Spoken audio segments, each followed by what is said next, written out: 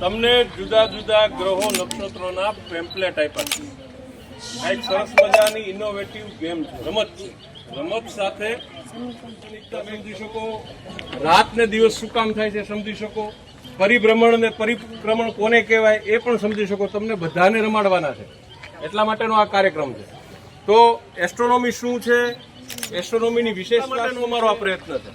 એ તમે ટેક્સ્ટ બુકમાં તો ભણતા જ હશો, પણ મંગળ ગ્રહ, શનિ ગ્રહ, ચંદ્ર, આ બધી જે બધા ગ્રહો છે એની ચોક્કસ પ્રકારની ઓળખ છે અને એની સાથે વિજ્ઞાન જોડાયેલું તમારે સમજવાનું છે.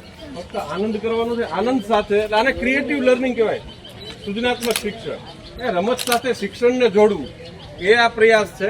એટલે ગુજકોસ્ટ સ્પેસ ટ્યુટર તરીકે અમારું આ કેમ્પેન છે અને કેમ્પેનમાં ખગોળ વિજ્ઞાન, સ્પેસ સાયન્સ આ બધાથી તમને વાંચવાનો અમારો પ્રયત્ન છે. એટલે તમે રમજો, ચોક્કસ રીતે તમને મજા આવશે. પણ સાથોસાથ અહીંથી જે માહિતી આપવામાં આવે એ તમારે માહિતી પણ સમજવાની છે. તમને જે આપેલા ગ્રહો છે એની નીચેની ડિટેલ એટલે માહિતી આપી છે એ પણ સમજવાનું છે.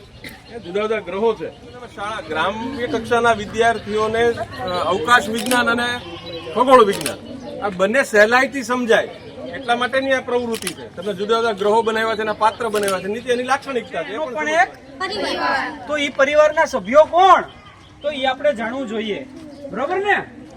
તો તમારા હાથમાં જો અમુક ને રાશિના નામ પણ, સૌથી પહેલો જે એક તારો કહેવાય. સૂર્ય શું છે? જ્યાં સજીવ સૃષ્ટિ છે. પૃથ્વી આપણું ઘર. તો આ પૃથ્વી છે આપણો વસવાટ, પૃથ્વી ઉપર છે.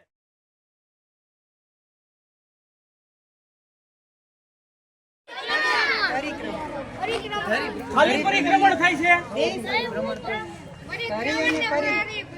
પરિભ્રમણ અને પરિક્રમણ બંને પ્રક્રિયા થાય છે. જો